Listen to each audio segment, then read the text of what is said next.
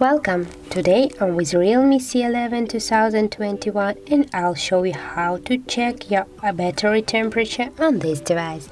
So first of all, just go to the Play Store and here on the search pool type the Ampere.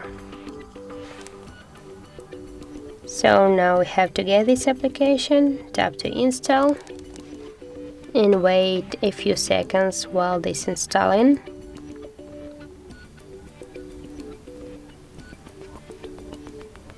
Okay, now tap to open the application. Here I tap yes, I agree. Tap to close. And here on the left down corner, just tap OK. And now right here you can see all the information about your phone.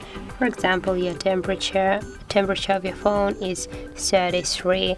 Also you get here more information about your battery, such as the health, the model of your phone, the Android version, and more information.